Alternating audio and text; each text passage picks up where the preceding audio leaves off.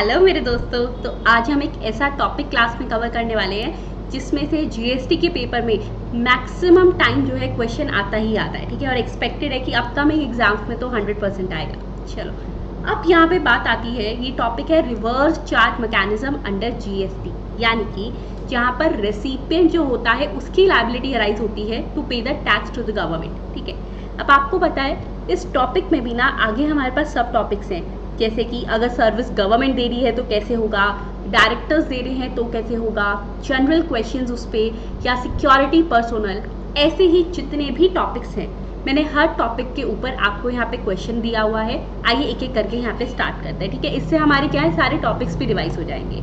चलो, so question number 1 that is the general questions on reverse charge. जिसको doubt हो please साथ में कमेंट सेक्शन में पूछते रहना, क्योंकि इस टॉपिक से क्वेश्चन आपको मिलेगा ही मिलेगा एग्जाम में, ठीक है। Question number 1। अच्छा हाँ मैम, ये वाले नोट्स चाहिए हो तो स्टूडेंट्स नीचे देखो, प्ले स्टोर का नाम आ रहा है आयुषी बंसल क्लासेस, ठीक है। तो वहाँ पर जाओ, वहाँ पर free study material content section में आपको ये टॉपिक मिल जाएगा, ठीक है। ओके, सो नोट्स वहाँ अपलोड है। What does reverse charge mechanism, the first question here is what does reverse charge mean and who is responsible to pay taxes under the GST law. तो भाई ये तो सिंपल सा है, जो हमें सबको पता है कि रिवर्स चार्ज का मतलब क्या है और किसकी रिस्पॉन्सिबिलिटी अराइज होती है कि वो टैक्स पे करे, ठीक है। अब बात आती है इतनी इजी क्वेश्चन में, अगर आपने सिर्फ इतना लिख दिया ना, रिवर्स चार्ज में भाई recipient is liable to pay tax to the government, okay, marks नहीं मिलेंगे। लिखना क्या है, उसके सेक्शन नंबर कोट करने हैं वहाँ पे, ठीक है। अब इतना इजी थोड़ी ना वो हमसे सीए या सीएमए इंटर में पूछेंगे, तो हमें यहाँ पे करना है सेक्शन कोड। तो देखो, आपको पता है कि हमारे पास जो सेक्शन नंबर 2 है ऑफ सीजीएसटी एक्ट 2017 वो डेफिनेशन बताता है। तो वहाँ लिख दो भाई as per section 2, clause number याद हो तो वेल एंड गुड, नहीं तो चल जाएगा। जैसे क्लॉज नंबर 48 क्या बोल रहा है कि रिवर्स चार्ज का मतलब है व्हेन द रेसिपिएंट, जो रेसिपिएंट है सप्लाई का, उसको क्या है, that person is liable to pay GST instead of the supplier. Okay, now the most important thing जिसकी वजह से ये क्वेश्चन पेपर में आ सकता है, इसका सेक्शन कोड करना है। That is section number 9 subsection 3 and section number 9 subsection 4 में बताया है। गलती यहाँ क्या करते हैं स्टूडेंट्स, हमने एक सेक्शन पढ़ा था 9 सबसेक्शन 5 ई कॉमर्स ऑपरेटर वाला, ठीक है। उसमें है क्या कि ई कॉमर्स ऑपरेटर जो है वो सर्विसेज ले रहा है, जो है जो उसके आगे सप्लायर्स हैं, जैसे कि हो गया, बात करते हैं ट्रांसपोर्टेशन सर्विस ले रहा है या कुछ भी, लेकिन वो रिवर्स चार्ज में कंप्यूट नहीं होता। लगता है हमें कि हाँ रेसिपिएंट ही लायबल हो रहा है यहाँ पर टैक्सेस पे करने के लिए, बट एक्चुअली में वो रिवर्स चार्ज में कवर नहीं होता। ये सेक्शन 2 क्लॉज 48 ने बोला है, ठीक है। तो यहाँ पर ये गलती बिल्कुल नहीं करनी, हमने सिर्फ ये 2 सेक्शंस कोट करने। ओके, नेक्स्ट, कौन सा पर्सन है जो रिस्पॉन्सिबल है। तो जनरली हमें पता है कि सप्लायर जो होता है गुड्स का या सर्विसेज का, that person is liable to pay taxes. लेकिन कुछ एक्सेप्शंस यहाँ पर दी हुई हैं। कौन सी एक्सेप्शन है, section number 9 subsection 3 and section number 9 subsection 4, जहाँ पर बताया है कि सप्लायर की जगह recipient shall be liable to pay tax to the government. Ma'am section 9 subsection 3 क्या था और 9 सबसेक्शन 4 क्या था, आओ पढ़ लेते हैं। तो देखो, पहले पढ़ा रही हूँ सेक्शन 9 सबसेक्शन नंबर 3। यहाँ पर ऐसे गुड्स और सर्विसेज को गवर्नमेंट ने नोटिफाई करा है कि जिनके केस में जीएसटी काउंसिल ने रिकमेंड किया कि देखो इसको रिवर्स चार्ज में रखो, ठीक है। तो बेसिकली सेक्शन 9 सबसेक्शन 3 में क्या कवर करेंगे, वो पॉइंट्स, वो गुड्स और सर्विसेज जिन पर इसलिए रिवर्स चार्ज मैकेनिज्म लग रहा है क्योंकि जीएसटी काउंसिल ने रिकमेंड किया है गवर्नमेंट को कि भाई इस पर जो है आप रिवर्स चार्ज मैकेनिज्म लगा दो, ठीक है। फिर आता है 9 सबसेक्शन 4। मैम ये वाले कौन से टॉपिक थे, तो ये वो टॉपिक है स्टूडेंट जहाँ पर कुछ स्पेसिफाइड कर दी कैटेगरीज गुड्स और सर्विसेज की, कि देखो इसके केस में ये जो स्पेसिफाइड कैटेगरी है गुड्स की या सर्विसेज की, इसके केस में अगर सप्लायर, यानी यहाँ कंडीशन रख दी, अगर सप्लायर अनरजिस्टर्ड है तो इन that case reverse charge mechanism लगेगा, ठीक है। अदरवाइज नहीं लगेगा। मतलब दे आर सेइंग कि सप्लायर अनरजिस्टर्ड है, रेसिपिएंट रजिस्टर्ड है तो रिवर्स चार्ज लगेगा, अदरवाइज नहीं लगेगा, ठीक है। दोनों ही बातों को रेकमेंड किसने किया, कौन यहाँ पे हमारा बेस्ट फ्रेंड बन के हमेशा हमें सलाह देता है? जीएसटी काउंसिल, ठीक है। So that was the question number 1। Question number 2 देखो, in accordance with the reverse charge provisions under GST act, आपको देनी है इसके आंसर विद द रीजन, ठीक है। तो पहला आता है, is GST on reverse charge basis payable on interstate supply also. वो पूछ रहा है आपसे कि देखो, in the very first part they are asking कि एक बात तो बताओ, क्या ये जो रिवर्स चार्ज मैकेनिज्म है ये इंटरस्टेट सप्लाई पर भी लगता है? इंटरस्टेट सप्लाई पर भी, यानी ऑल्सो। अब यहाँ ये ऑल्सो इंपॉर्टेंट रोल प्ले करने वाला है। कैसे? इस पर भी लगता है, या वो लिखते सिर्फ इस पर लगता है? अगर होता it is applicable on interstate supply only, only होता तो आंसर गलत था। द रीजन बिंग, मतलब वहाँ पे लिखते नो, बिकॉज इंट्रा पर भी लगता है, ठीक है। अब ऑल्सो कहा है तो यस, आप बता दोगे कि भाई इंटर हो चाहे इंट्रा हो, ये सब पर लगता है। क्लियर? चलो ठीक है। अब बात आती है, जब स्टूडेंट्स हमारे पास बात आती है इंटर की, ठीक है। सो इंटर मतलब आईजीएसटी लगता है। और मैम आईजीएसटी में ये कौन से सेक्शन में का है? हमारे सिलेबस में ना बेसिकली सीजीएसटी के सेक्शंस हैं, लेकिन ये 2 सेक्शन ऐसे हैं जो मैं आपको क्लास में भी बताती हूँ कि ये आईजीएसटी के भी हम यहाँ पे पढ़ते हैं। एक तो section number 5 subsection 3, section number 5 subsection 4, जिसने कहा आईजीएसटी एक्ट 2017 ने कि भाई आरसीएम लगेगा, ठीक है। अब ये 5(3), 5(4) थे क्या? तो जैसे 9 सबसेक्शन 3 में लिखा है कि भाई गवर्नमेंट ने क्या है नोटिफाई किया हुआ है, उन पर आरसीएम लगेगा, तो सेम 5(3) में है। और 5(4) में क्या है? जो 9(4) में लिखा है। यानी कि अगर स्पेसिफाइड कैटेगरी ऑफ गुड्स और सर्विसेज को कोई अनरजिस्टर्ड सप्लायर रजिस्टर्ड रेसिपिएंट को देगा तो आरसीएम लगेगा। क्लियर? चलिए, सेकंड आता है, क्या रिवर्स चार्ज एप्लीकेबल होता है on supply of goods also? और या फिर ये सर्विसेज के लिए है भाई सिर्फ? उसे कौन? नहीं भाई, गुड्स के लिए भी है, हमने पढ़ा हुआ है, ठीक है। तो हम यहाँ लिख देंगे कि yes, as the government notify supply of goods as well as services for payment of taxes on reverse charge basis, तो दोनों पर है। Third, in case supplier eligible to threshold exemption, वो कह रहा है मान लो सप्लायर पर थ्रेशोल्ड एग्जाम्पशन लगती है, मतलब अरे 20 लाख से नीचे की टर्नओवर है तो उसको रजिस्ट्रेशन ही नहीं करवाना, तो क्या उस केस में भी आरसीएम एप्लीकेबल होगा क्या? यस, होगा। क्यों? यहाँ पर सप्लायर का लेना देना नहीं है, यहाँ पर तो रेसिपिएंट को टैक्स पे करना होता है, ठीक है। So this does not excuse recipient कि चलो उसकी लायबिलिटी खत्म हो गई। नहीं भाई, सप्लायर की तो राइज ही नहीं होती, तो सप्लायर एग्जाम्प्ट है या नहीं है हमें कोई मतलब नहीं है। आई होप क्वेश्चन अच्छे से दोनों समझ आ गए होंगे। समझ आए? अच्छा, क्वेश्चन समझ आ गया, बट इतनी देर से आपने मुझे कमेंट करके नहीं बताया कि कैसी क्लास लग रही है, ठीक है। तो फटाफट से कमेंट कर लो। और स्टूडेंट्स, आज जो है हम यहाँ पर 10 क्वेश्चंस कवर करेंगे और 10 क्वेश्चंस होंगे नेक्स्ट क्लास में कवर। तो प्लीज़ अभी की अभी चैनल को फॉलो कर लो कि जिससे आपके पास नोटिफिकेशन आ जाए। Yes, do not forget to press the bell icon, ठीक है, जिससे नोटिफिकेशन रिसीव हो जाए। और साथ ही साथ प्लीज़ आपके वो सभी फ्रेंड्स जिनके एग्जाम्स आने वाले हैं उनके साथ भी ये वीडियो शेयर ज़रूर कर देना। एंड यस, लाइक तो आप कर ही दोगे, है ना। चलो, लीगल सर्विसेज बाय एडवोकेट्स, तो पहला टॉपिक मैंने आपको करवाया जो इस पे जनरल क्वेश्चंस आते हैं। सेकंड जो लीगल सर्विसेज से रिलेटेड आते हैं। अब देखो, जब एडवोकेट अपनी लीगल सर्विस किसी को दे रहा है तो क्या आरसीएम लगेगा, और लगेगा तो किस तरीके से लगेगा वो पढ़ते हैं। देखिए, so the question here is Chintamani. Chintamani ने हमेशा आपका क्लास में भी साथ दिया है तो यहाँ भी दे रहा है। Okay, so Chintamani private limited had appointed a senior advocate Miss Pooja for representation of company's legal matter at Delhi। Chintamani private limited यानी एक बॉडी कॉर्पोरेट ने कंपनी ने एक सीनियर एडवोकेट मिस पूजा को अपॉइंट किया है कि उनको रिप्रेजेंट करेगी वो दिल्ली में कंपनी के लीगल मैटर में।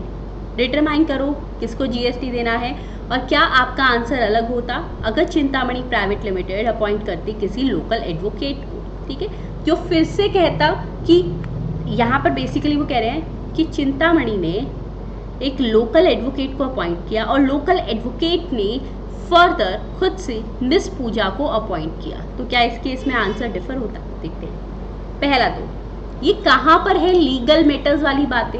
Ma'am legal services section 9 subsection 3 notify वाली में है ना, टेबल पढ़ाई थी मैंने आपको। चलो अच्छा, इसकी रिविजन क्लास भी अवेलेबल है, अपलोड है ऑलरेडी चैनल पर, आप वो भी देख सकते हो अगर आपको RCM रिवाइज करना है। So as per section 9 ma'am कहाँ पे अपलोड है, तो ऊपर देखो एक आई बटन आ रहा है, ठीक है, आई बटन पे क्लिक कर लेना, उसके साथ जो लिंक आ रहा है that is of the RCM। As per section 9 subsection 3 अगर लीगल सर्विस प्रोवाइड करता है कोई भी इंडिविजुअल एडवोकेट, अब वो इंडिविजुअल एडवोकेट कौन है, देखो अगर कभी भी कोई इंडिविजुअल एडवोकेट, अब वो इंडिविजुअल एडवोकेट जो है चाहे वो जूनियर एडवोकेट हो चाहे वो सीनियर हो, तो ये लोकल जैसी टर्म होती ही नहीं है, ठीक है, जूनियर सीनियर कोई भी हो, किसी भी बिजनेस एंटिटी को जो कि टैक्सेबल टेरिटरी में रजिस्टर्ड है, टैक्सेबल टेरिटरी में लोकेटेड है इनफैक्ट, ठीक है, अगर वो देगा तो इन दैट केस क्या लगेगा, यहाँ पर लगेगा रिवर्स चार्ज मैकेनिज्म, यानी GST payable on the reverse charge basis by the recipient. तो बिजनेस एंटिटी को ही यहाँ पर क्या करना है, टैक्स देना है। एक बात, जब भी कोई क्वेश्चन आएगा जिसमें कोई सिनेरियो गिवन है, केस स्टडी का टाइप है, तो आपको हमेशा क्या करना है, पहले लीगल प्रोविजन लिख देना है, उसके बाद नीचे लिखेंगे डिस्कशन एंड कंक्लूजन, ठीक है, कि एज पर द प्रोविजन अब आंसर क्वेश्चन पे क्या बनता है, वहीं पे हम पार्ट 1 पार्ट 2 जो है उसको डिस्क्राइब करेंगे। अगर आपने ऐसा कर दिया ना, मार्क्स 100% पक्का अच्छे से मिलेंगे। चलिए फिर आता है, अब लीगल सर्विसेज में जब कोई रिप्रेजेंट करता है लीगल मैटर पे तो वो भी इंक्लूड होता है। अब as per this provision first part में क्या है कि पूजा एक सीनियर एडवोकेट है जिसने अपनी रिप्रेजेंटेशनल सर्विस दी है एक बिजनेस एंटिटी को जो पुणे में है, यानी कि टैक्सेबल टेरिटरी में लोकेटेड है, तो RCM लगेगा। सेकंड, उससे कहा क्या यहाँ पर वुड योर आंसर डिफर, क्या आपका आंसर अलग हो जाता अगर चिंतामणि एक लोकल एडवोकेट को अपॉइंट करता, वो पूजा को करता, नहीं। So the answer will start from no, because students in that case वहाँ पर कुछ भी, क्या मेन बात आती है कि उसने पूछा क्या आंसर डिफर होता, तो मैंने लिखा नहीं, ठीक है, तो बहुत मैटर करेगा। अब मैंने पहले ही कहा था आपको, जूनियर एडवोकेट हो सीनियर हो कोई फर्क नहीं पड़ेगा, RCM लगेगा, ठीक है। So in that case liability जो है वो चिंतामणि प्राइवेट लिमिटेड पे ही रहेगी, यानी बिजनेस एंटिटी पे, यानी RCM ही लग रहा है, चाहे उसने सागर को लोकल एडवोकेट को अपॉइंट किया, उसने आगे मिस पूजा को करा, ठीक है, समझ आ गई मेरी बात, ओके। क्योंकि यहाँ पर बेसिकली क्या होगा ना, देखो चिंतामणि लोकल एडवोकेट को पेमेंट करेगी, उस पर RCM लगेगा, फिर आपस में ये लोग देख लेंगे, okay. So we have basically concern with the Chintamani private limited, तो उस पर RCM अभी भी लग रहा है, ओके। नेक्स्ट टॉपिक आता है, ये क्वेश्चन था, इस तरीके का क्वेश्चन पूछा जाता है लीगल एडवोकेट्स के केस में, आई होप समझ आया। चलो नेक्स्ट टॉपिक, अगर गवर्नमेंट ने सर्विस दी है तो तब कैसा क्वेश्चन आता है देखते हैं। Under the GST law, and yes students, one more important thing, if any of your friend is doing the CA or CMA intermediate, ठीक है, and they are preparing for the May or June 2024 attempt, so please let them know कि हमारे batches जो हैं वो already start हो चुके हैं और जो लाइव बैच है वो भी स्टार्ट हो चुके हैं, ठीक है। और जिन्होंने चलो ये वाला लाइव बैच मिस कर दिया जो ऑलरेडी स्टार्ट हो चुका था हमारा अगस्त से, तो डोंट वरी, बार बार जो है हमारे पास एंट्री पॉइंट्स आ रहे हैं। Next entry point is on the 5th of October, so they can join from there. अगर ये वीडियो उसके भी बाद कोई देख रहा है, सो डोंट वरी, एक बार कॉन्टैक्ट कर लो 7988741134 पे, so you will get to know कि नेक्स्ट एंट्री पॉइंट कब है और आप वहाँ से ज्वाइन कर पाओगे, ठीक है। सो under the GST law, taxes on taxable services, अच्छा मैम एंट्री पॉइंट मतलब यानी कि 5th of October से एक फ्रेश बैच स्टार्ट हो रहा है, इसी तरीके से every month we are starting the fresh batches for you guys, okay. चलो, so under the GST law, taxes on taxable services supplied by the central government or the state government to a business entity in India are payable by recipient of services. उन्होंने कहा कि देखो as per the GST law, जब भी government either central government और state government कोई service देती है तो उस पर रेसिपिएंट को टैक्स पे करना है, ठीक है। अच्छा हाँ, ये क्वेश्चन CA इंटर में आ भी चुका है, मई 2022 का ये क्वेश्चन था, हमें बतानी है इसकी एक्सेप्शंस, याद है टेबल में करवाया था, नीचे ले आके लिखा था एक्सेप्शंस वाला पॉइंट, ये वही है। यानी देखो as per section 9 subsection 3 of CGST act, जो भी सर्विस सप्लाई करता है सेंट्रल गवर्नमेंट या स्टेट गवर्नमेंट किसी बिजनेस एंटिटी को, क्योंकि टैक्सेबल टेरिटरी इंडिया की है, उस पर रेसिपिएंट टैक्स पे करता है, बट कुछ एक्सेप्शन है। कितनी पढ़ाई थी? 3। कितनी? 3। पहली क्या थी? Services of renting of immovable property, किसी भी अगर उसने इमूवेबल प्रॉपर्टी को रेंट पर दिया है अनरजिस्टर्ड बिजनेस एंटिटी को, तो आरसीएम नहीं लगेगा। सेकंड क्या पढ़ाया था? याद करो। सर्विसेज जो दी है एयरक्राफ्ट या वेसल से रिलेटेड, आइदर इट्स इनसाइड और outside the presence of a port और एन एयरपोर्ट। थर्ड, अगर ट्रांसपोर्टेशन की सर्विस दी है गुड्स या पैसेंजर्स की, मैंने आपको इसमें बताया भी था, बस में ट्रेवल करते time they can't say you, ticket कटवा रहे हो, पैसेंजर ट्रांसपोर्टेशन है, खुद जाकर जीएसटी डिपार्टमेंट को टैक्स पे करना नहीं ना, सो यहाँ पर स्टूडेंट जीएसटी नहीं लगता। ओके, बेसिकली मतलब वो आपके पास आरसीएम का ये पॉइंट आता है गवर्नमेंट के केस में। अब नेक्स्ट टॉपिक जो बहुत बार पूछा जाता है that is services by directors, यानी अगर डायरेक्टर सर्विस दे रहा है तो क्या रहेगा। तो इस पे क्वेश्चन क्या आता है देखते हैं ना। डायरेक्टर किसको सर्विस देता है? कंपनी को ना, ठीक है, याद है।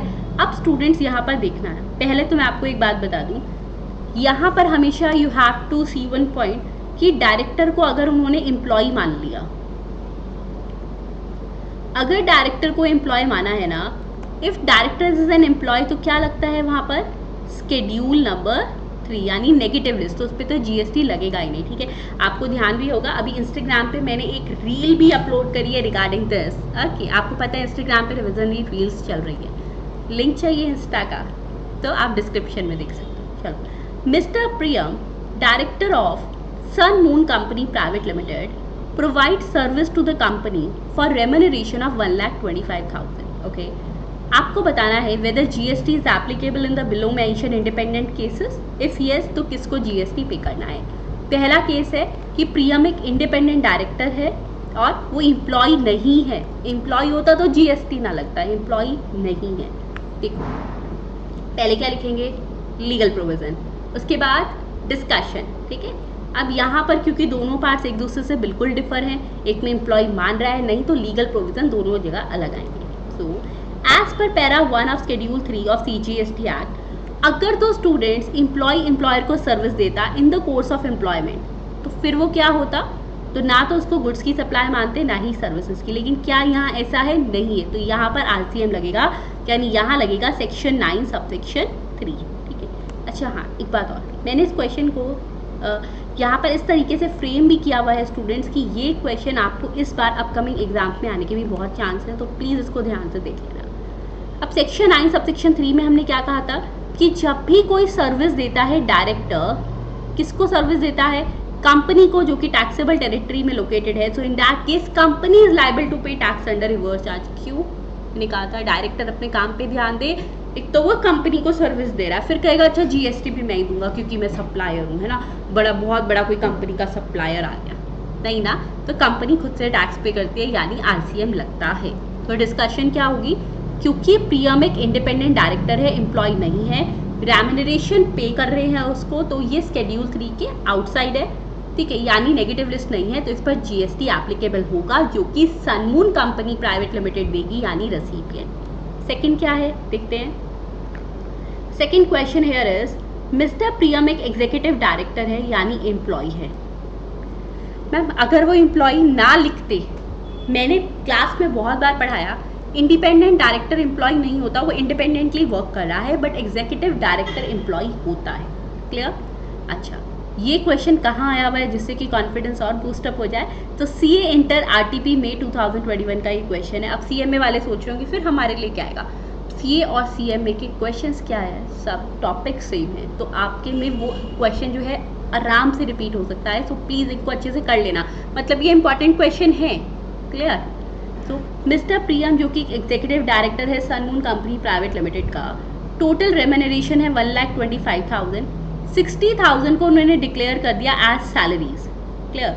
अब जब सैलरी डिक्लेयर करा है तो हमें पता है कि हमारे पास इनकम टैक्स में एक सेक्शन आता है टीडीएस अंडर सेक्शन 192, उस पर सैलरी पर टीडीएस कटता है ना। तो उन्होंने कहा टोटल 1,25,000 की सैलरी में से 60,000 को उन्होंने इनफैक्ट सैलरी शो कर दिया, 1,25,000 की रेम्यूनरेशन में से 60,000 को ऐसे सैलरी शो किया कि उस पर 192 भी लग रहा है, यानी टीडीएस कट रहा है। हाउएवर 65,000 बचा हुआ अमाउंट 1,25,000 माइनस 60,000, 65,000।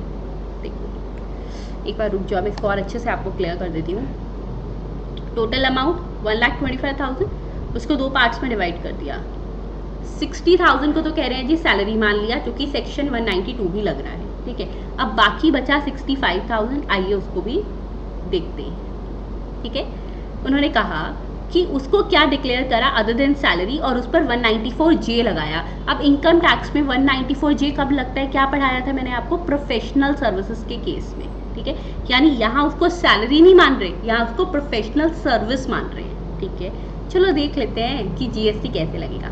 अब देखो सेकेंड पार्ट, सेक्शन 9 सबसेक्शन 3 ने कहा था अगर सर्विसेज डायरेक्टर कंपनी को दे रहा है, ठीक है, जो कि टैक्सेबल टेरिटरी में है, तो भाई मैं आऊँगा रिवर्स चार्ज। लेकिन CBIC ने क्लैरिफिकेशन दी थी क्या, कि डायरेक्टर रेम्यूनरेशन को अगर आपने सैलरी दिखा दिया ना, तो भाई वो कवर हो जाएगा स्केड्यूल नंबर 3 में।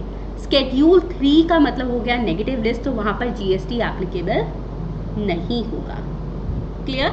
फिर फर्दर वो वाली डायरेक्टर रेम्यूनरेशन जिसको आपने सैलरी नहीं दिखाया, यानी उस पर लग रहा है जी सेक्शन नंबर 194, एक मिनट रुको स्टूडेंट्स, सेक्शन नंबर 194J, ठीक है। यहाँ पे कुछ मिस प्रिंटिंग हुई है, please right it as 194J, ठीक है। इसको ठीक कर लेना, this is a miss printing, it's 194J not 194, ये 3 गलती से प्रिंट हो गया, 194J। तो उसको हम क्या दिखाते हैं स्टूडेंट्स, उसको कहा प्रोफेशनल सर्विस। अब वो प्रोफेशनल सर्विस है तो यानी कि भाई वो तो 1 to 1 वाला केस है, आउटसाइड द एम्प्लॉयमेंट वाला केस है। सो इन दैट केस इसको क्या मानेंगे हम, 194J है, तो इस पर स्केड्यूल 3 नहीं लग रहा। स्केड्यूल 3 नहीं लग रहा तो यानी नेगेटिव लिस्ट नहीं है, यानी इस पर GST लगेगा। अब इस पर GST लगेगा तो कैसे, रिवर्स चार्ज मैकेनिज्म के अकॉर्डिंग, ठीक है।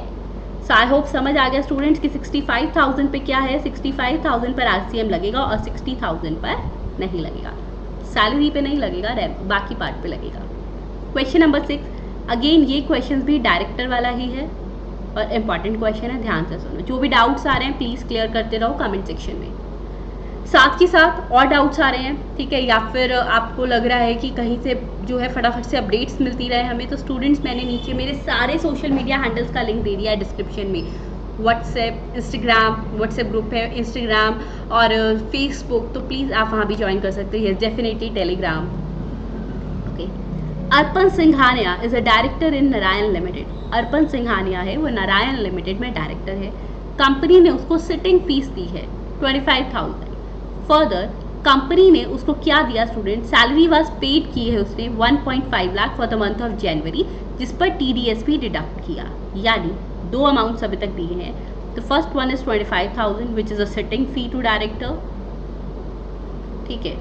Second one student, second one उसको जो पे करा है वहाँ उन्होंने वो करी है सैलरी कितनी, 1,50,000, 1,50,000, ठीक है। This is the salary, okay, जिस पर TDS भी कटा है, यानी 192 लगा है। Tapasya and associates in which Arpan Singhania as a partner supplied certain professional services to Narayan limited in the month of January for an amount of 22 lakh. एक तपस्या एंड एसोसिएट्स है जिसपे अर्पण सिंघानिया पार्टनर है, उसने सर्विस उसको सप्लाई करी है जनवरी में, जो कि 22 लाख है, ठीक है। आपको बताना है कि हर केस में 3 केसेस हैं यहाँ पर, 25,000, देन सैलरी वाला एंड देन उसके एसोसिएट्स ने जो है कोई सर्विस दी है, तीनों पर कैसे कैसे लगेगा टैक्स, ओके। आइए लीगल प्रोविजन क्या है कि रिवर्स चार्ज के बेसिस पर देखो, जब भी डायरेक्टर कंपनी को सर्विस देता है जो कि टैक्सेबल टेरिटरी में है, तो उस पर जी रिवर्स चार्ज लगता है, ठीक है। पहला, सिटिंग फीस पे करना। स्टूडेंट सिटिंग फीस पे करना मतलब सैलरी नहीं है, तो यानी यहाँ पर RCM लगेगा। सेकेंड, डायरेक्टर को सैलरी दी है जिसपे TDS भी डिडक्ट हो रहा है, टैक्स डिडक्टेड एट सोर्स का प्रोविजन है, तो इन दैट केस उस पर स्केड्यूल 3 लगेगा और GST से बाहर, ठीक है, तो उस पर GST लगेगा ही नहीं। अगर आपने में से इनकम टैक्स भी कर ही रहे हो साथ साथ, डेफिनेटली है ना, आपको पता है मैं हमेशा बोलती हूँ ये इंटरलिंक्ड रहता है, TDS वाला पार्ट तो स्पेशली। तो TDS के सेक्शंस आप देख लो, अगर आप यहाँ GST में भी कोट करते हो, so it is like an icing on the cake, okay. तो यहाँ हम लिख देंगे भाई हाँ उस पर TDS सेक्शन 192 है। थर्ड, तपस्या एंड एसोसिएट्स ने दिया, फिर क्या होगा, तपस्या एंड एसोसिएट्स ने दिया, मैंने कहीं आरसीएम में आपको पढ़ाया कि उसका एसोसिएट अगर कुछ पेमेंट कर रहा है उस पर भी आरसीएम लगाओ, नहीं ना। सो इन दैट केस स्टूडेंट्स देखो, चाहे वो पार्टनर हो चाहे ना हो, इससे प्रोफेशनल सर्विसेज पे इम्पैक्ट नहीं पड़ेगा। और तपस्या एंड एसोसिएट्स खुद यानी सप्लायर जो है फॉरवर्ड चार्ज में टैक्स पे करेंगे, ठीक है। फिर आता है next question, services by recovery agent. Recovery agent जब सर्विस देता है किसको देता है? वसूली भाई, बैंक्स को, ठीक है। तो उस केस में वहाँ पे कैसे रहता है, आइए देखते हैं स्टूडेंट्स। चलो, so question number 7 is here. Okay, अच्छा, Yes Bank which is located in Nagpur. अच्छा हाँ, एक इम्पॉर्टेंट बात और मैम, जून 2000 मई और जून 2024 के लिए कौन कौन से बैचेस अवेलेबल हैं वो भी बता दो डेफिनेटली, ठीक है students. For the CMA intermediate, CMA intermediate के लिए टैक्स का कंप्लीट बैच अवेलेबल है, that is DT as well as IDT, ठीक है। उसके बाद बात आती है सीए इंटर के लिए। तो स्टूडेंट्स सीए इंटर के लिए इस टाइम जो बैचेस स्टार्ट हो चुके हैं, ठीक है। ग्रुप 1 का जो बैच हमारा स्टार्ट हुआ है वो रहेगा पेपर नंबर 1 एडवांस्ड अकाउंटिंग का, और paper number 3 that is tax DT IDT. Group 2 के लिए हमारा ऑडिट का बैच भी ऑलरेडी स्टार्ट हो चुका है, ठीक है। तो जिससे भी ज्वाइन करना है जल्दी से ज्वाइन कर लेना। हाँ, मैंने बोला है जिसको ये कि बिल्कुल फ्रेश बैच से स्टार्ट करना है तो कांटेक्ट कर लेना 7988741134 पे। बहुत जल्दी फ्रीक्वेंट बेसिस पे फ्रेश बैच स्टार्ट हो रहे हैं, आप उसमें ज्वाइन कर सकते हो। Recorded one is also available. Okay, चलो, येस बैंक जो कि नागपुर में लोकेटेड है, उसने एक मिस्टर महेश को अपॉइंट किया एज अ रिकवरी एजेंट कि आप जो है मेरा जो आउटस्टैंडिंग बैलेंस अमाउंट है वो एक कस्टमर से, उसने लोन लिया था, पैसा नहीं दे रहा, आप मुझे रिकवर करके दे दो। महेश ने अपनी सर्विस दी, यानी महेश कौन है? सप्लायर, ठीक है। और बैंक कौन है? रेसिपिएंट। उसने उसके लिए फीस चार्ज करी। आप ये बताओ कि क्या टैक्स एप्लीकेशन लगेगा? आपको लगता है recovery agent should pay the tax? नहीं ना। तो यहाँ पे भी आरसीएम लगता है, पढ़ा था हमने सेक्शन 9 सबसेक्शन नंबर 3 में। क्या था? अगर रिकवरी एजेंट बैंक को अपनी सर्विसेज दे रहा है, रिकवरी सर्विसेज, तो जीएसटी जो है आरसीएम पे लगेगा। तो in this case Yes Bank shall be liable to pay GST under RCM. Okay, फिर बात आती है स्टूडेंट नेक्स्ट टॉपिक जिससे अब क्वेश्चन करने वाले हैं हम, सर्विस ऑफ ट्रांसफर और परमिटिंग द यूज और enjoyment of a copyright relating to original literary work. देखो हमने पढ़ा था ना, बुक पब्लिश, जो बुक का ऑथर है वो उसने अपनी सर्विस दी, बुक लिख कर दे दी, किसको? पब्लिशर को। तो उस केस में कौन पर्सन है जिसको कि जीएसटी पे करना होगा? कौन था स्टूडेंट? कौन था? चलो आज देखते हैं, क्वेश्चन के थ्रू देखेंगे। Question number 8, mister Vicky Franklin, N unregistered famous author, एक बहुत फेमस ऑथर है बट अनरजिस्टर्ड है, उसने 3 करोड़ रुपए रिसीव करे शिव भवन पब्लिकेशन से, जो कि इंदौर में लोकेटेड है, ठीक है। तो यानी सप्लायर कौन है? मिस्टर विकी, और रेसिपिएंट कौन है? शिव भवन पब्लिकेशंस, ठीक है। कितना अमाउंट पे करा इन्होंने सप्लायर को? 3 करोड़ रुपए, ठीक है। ये कहाँ है लोकेटेड रेसिपिएंट? इंडिया में ही है। अच्छा, फॉर सप्लाई कि उन्होंने अपनी जो है बुक की जो टेम्प्रेरी ट्रांसफ़र करा अपने लिटरेरी वर्क का, ठीक है। अब वर्क फिनिश हो गया, बुक पब्लिशर को दी गई, लेकिन अभी तक इनवॉइस रेज नहीं हो रहा, ठीक है। अब मिस्टर विकी फ्रैंकलिन यानी कि सप्लायर को लग रहा है कि एसबीपी है उसको ही क्या करना चाहिए? रिवर्स चार्ज में टैक्स पे करना चाहिए। एसबीपी कह रहा है मैं नहीं मानता और मैं टैक्स डिपॉजिट करने के लिए रेडी नहीं हूँ अंडर एनी सर्कमस्टांसेस। आपको बताना है विकी फ्रैंकलिन सही है या फिर एसबीपी। क्या लग रहा है कमेंट लिख कर बताना। चलो फर्दर, मान लो अगर विकी फ्रैंकलिन करेक्ट भी है तो क्या रिकोर्स अवेलेबल है मिस्टर विकी फ्रैंकलिन के पास कि वो जीएसटी लॉ की इस रिक्वायरमेंट को कंप्लीट कर सके, ठीक है। चलिए देखते हैं ये क्वेश्चन कहाँ आया हुआ है। सीए इंटर आरटीपी मई 2020 में और सीए इंटर जैन 2021 एग्जाम में इसका एक सिमिलर क्वेश्चन भी आया था, ठीक है। ये सीएमए के लिए भी बहुत इंपॉर्टेंट है। मिस्टर विकी फ्रैंकलिन सही है, 100% सही है। सेक्शन 9 सबसेक्शन 3 में लिखा हुआ है कि अगर ऑथर अपनी सर्विसेज दे रहा है किसको? पब्लिशर को, सो इन दैट केस वहाँ पर जीएसटी एप्लीकेबल होता है आरसीएम के बेसिस पे। अब आप होंगे मैम एक्सेप्शन थी ना, वो ऑथर की मर्जी थी, वो भी पढ़ेंगे, रुक जाओ पहले इसके बेसिस पर डिस्कशन करते हैं। In the given case mister Vicky Franklin ने टेम्परेरीली ट्रांसफर कर दिया अपना original literary work, therefore publisher जो है उसको रिवर्स चार्ज के बेसिस पे टैक्स पे करना चाहिए, लेकिन एसबीपी ने कंप्लीटली रिफ्यूज कर दिया। तो अब मिस्टर विकी के पास ऑप्शन है बात सुनो, ऑप्शन है, कंपल्शन नहीं है। ऑप्शन क्या है, अगर वो चाहता है तो वो खुद से भी टैक्स पे कर सकता है, लेकिन वो ये कुछ कंडीशंस फुलफिल करे। पहला तो उसको जीएसटी लॉ में रजिस्ट्रेशन लेना होगा। सेकंड क्या था, डिक्लेरेशन देनी होगी प्रिस्क्राइब फॉर्म में कि मैंने फॉरवर्ड चार्ज को ऑप्शन ऑप्ट किया है, और सारे जीएसटी लॉ के साथ उसको कंप्लाई करना पड़ेगा, और लिखकर देना पड़ेगा, डिक्लेयर करना पड़ेगा कि मैं आज अगर इस ऑप्शन को एक्सरसाइज कर रहा हूँ तो कम से कम 1 साल तक मैं दूसरा ऑप्शन सेलेक्ट नहीं करूंगा, यानी फॉरवर्ड चार्ज पर ही रहूंगा।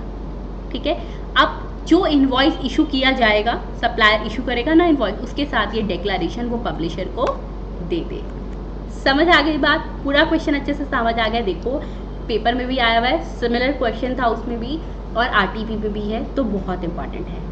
नेक्स्ट टॉपिक जो करने वाले हैं हम, that is services by individual direct selling agent. जो इंडिविजुअल डायरेक्ट सेलिंग एजेंट अपनी सर्विस देते हैं, बताया था मैंने, बैंक से कॉल आ जाती है। अभी गाड़ी लेने का सोचा ही था, बैंक से कॉल, सर कार लोन चाहिए, मैम कार लोन चाहिए, पता नहीं कहाँ से खबरें लेते हैं, ये डायरेक्ट सेलिंग एजेंट देते हैं। ठीक है ना, कहाँ देखते हैं। Mister Vishal wants a loan of 10 lakh rupees. इसके लिए he has taken the service of an individual mister Rudra. अब तो उसने खुद ही कहा, विशाल ने रुद्र का, कि देखो आप एक डायरेक्ट सेलिंग एजेंट हो HDFC बैंक के, मुझे क्या करना है, 10 लाख का लोन चाहिए। ठीक है, अब बैंक ने कह ही रखा था कि जब भी कुछ लेकर आओगे आप कोई कस्टमर, तो हम आपको कमीशन देंगे। बैंक ने उसको 2% कमीशन ग्रांट कर दी। आपको बताना है कि यहाँ पर GST कौन पे करेगा। Ma'am direct selling agent section 9 subsection 3 ने बोला कि अगर डायरेक्ट सेलिंग एजेंट जो है बैंक को अपनी सर्विसेज देता है तो उस केस में RCM लगेगा। ठीक है, चलो। Also calculate the amount of GST payable, अगर GST रेट 18% है। देखते हैं। सो लीगल प्रोविजन मैंने आपको बता दिया कि अगर वो क्या कर रहा है स्टूडेंट, कि सेक्शन 9 सबसेक्शन 3 ने कहा सर्विसेज प्रोवाइड की गई अगर इंडिविजुअल डायरेक्ट सेलिंग एजेंट ने, इंडिविजुअल होना चाहिए, याद है ना, कोई body corporate partnership firm LLP वाला नहीं, किसी भी बैंकिंग कंपनी या नॉन बैंकिंग फाइनेंशियल कंपनी को जो टैक्सेबल टेरिटरी में है तो RCM लगेगा। तो in this case mister Rudra एक इंडिविजुअल है, तो यस उसको क्या है, RCM लगेगा। बैंक देगा टैक्स, कितना देगा, लोन अमाउंट 10 लाख था। ठीक है, अब यहाँ ध्यान से देखना, मैक्सिमम बच्चे यहाँ गलती करते हैं। 10 लाख का लोन अमाउंट था, मैम 10 लाख पे 18%। अच्छा, 10 लाख का उसको स्टूडेंट्स कमीशन मिला है? नहीं ना, उसकी कमीशन पे GST लगना है। यहाँ पे 10 लाख पे उसकी 2% की कमीशन है, पूरी नहीं है, सिर्फ 2% कमीशन है, दैट इज 20,000 रुपीज। ये 20,000 उसका कंसिडरेशन है। 10 लाख का तो लोन अमाउंट है जिस किसी दूसरे पर्सन को देना है, ये उसका कंसिडरेशन सिर्फ 20,000 है। इस पर 18% यानी 3,600 का टैक्स जो है वो बैंक डिपॉजिट करेगा गवर्नमेंट को। क्लियर? चलो ग्रेट। इसके बाद करते हैं आज का last but not the least question, जिसमें कि हम कवर करने वाले हैं हमारा next topic, services of supplying security personal. ठीक है, जब सिक्योरिटी पर्सनल अपनी सर्विस देता है, मैंने बोला था वो सिक्योरिटी करे या टैक्स पे करे तो RCM लगता है, लेकिन देखो कैसे। द प्रोफेशनल सिक्योरिटी एक नाम है, पुणे की फर्म है ये, सिक्योरिटी एजेंसी की, जो अपनी सर्विसेज देते हैं सिक्योरिटी पर्सनल की। ठीक है, अब in following category of persons को दिए, आइए देखते हैं क्या होगा। पहला दिया है XYZ प्राइवेट लिमिटेड को, कंपनी को, बॉडी कॉर्पोरेट को, कितने का, 10 लाख की सर्विस दी है। अब स्टूडेंट्स एक बात बताइए, हमने यहाँ पर बात करी थी कि इन दैट केस अगर वो पर्सन क्या कर रहा है, कंपनी को अपनी सर्विस दे रहा है, तो भाई क्या लगता है, रिवर्स चार्ज मैकेनिज्म। ठीक है, Sindh cooperative credit society Mumbai जो कि अनरजिस्टर्ड है CGST एक्ट में, वो रजिस्टर्ड ही नहीं है। मैम अगर वो अनरजिस्टर्ड पर्सन को देगा ना तो फॉरवर्ड चार्ज लगेगा। ध्यान आ गया? बेसिकली हमने बात करी थी कि देखिए यहाँ पर कंपनी को दिया तो उसका RCM लग गया, अनरजिस्टर्ड पर्सन को दिया वो भी क्रेडिट कोऑपरेटिव सोसाइटी तो forward charge. Mister Altaf from Gujarat जो कि रजिस्टर है लेकिन सेक्शन 10 में, मैम अब ये तो रजिस्टर है ना, रुक जाओ, सेक्शन 10 का मतलब क्या होता है, कंपोजिशन स्कीम। अब एक बात बताओ, कंपोजिशन स्कीम वाला पर्सन टैक्स पे करता है? नहीं ना, तो यहाँ पर भी RCM लगता है। क्लियर? 4th, सर्विस प्रोवाइड करी है स्टार इंडस्ट्रीज लिमिटेड को, लेकिन ये USA से है, यूनाइटेड स्टेट्स अब ऑफ अमेरिका, यानी बाहर की कंट्री है, located in the taxable territory है ही नहीं, तो अगेन यहाँ पे लगेगा फॉरवर्ड चार्ज। ठीक है, तो रिवर्स चार्ज कितने पे लगेगा, सिर्फ एक पर लग रहा है स्टूडेंट्स, XYZ प्राइवेट लिमिटेड पे मैम यहाँ पे टैक्सेबल वैल्यू क्यों नहीं लिखी? रीज़न हम यहाँ पे बात कर रहे थे कि उसको प्रोफेशनल सिक्योरिटीज़ को कितना टैक्स पे करना है, प्रोफेशनल सिक्योरिटीज़ को उस पर टैक्स पे नहीं करना जो XYZ प्राइवेट लिमिटेड को सर्विस दी थी, बाकी सब पे करना है, ठीक है।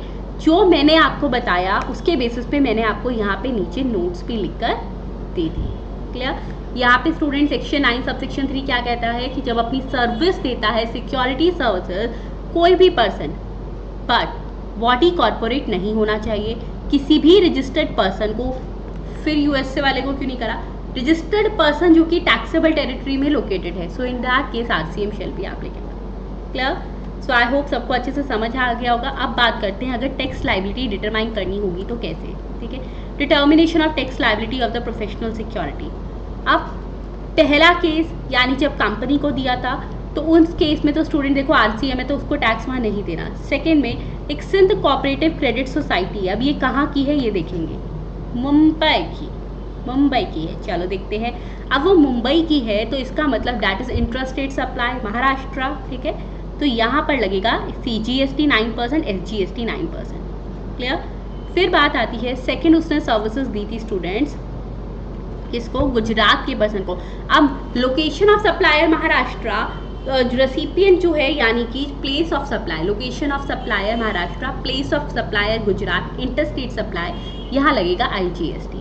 स्टार इंडस्ट्रीज लिमिटेड जो कि यूएसए से है, अब मैम इसके केस में क्या लगे, यानी एक्सपोर्ट करा, यहाँ तक समझ आ गया फर्स्ट और सेकेंड पॉइंट। एक्सपोर्ट के केस में स्टूडेंट्स मैंने आपको पढ़ाया था कि ये जो एक्सपोर्ट है अपनी सर्विस बाहर देना, that is basically a zero rated supply, ठीक है। और जीरो रेटेड सप्लाई के केस में भाई दोस्तों टैक्स जो है वो नहीं लगता, ठीक है। तो वहाँ पे टैक्स नहीं लगा क्योंकि रेट ही जीरो होता है, ओके। सो आई होप यहाँ तक आप सबको अच्छे से समझ आ गया होगा। इन केस कोई भी डाउट आ रहा है so definitely you can ask me in the comment section. कल हम मिलेंगे स्टूडेंट्स हमारे बैलेंस टॉपिक्स को कवर करने के लिए, ठीक है। तो आई होप सब कल मुझे मिलने वाले हो, same time same place, okay. Thank you students, have a nice day and yes please do not forget to subscribe my channel also. Bye.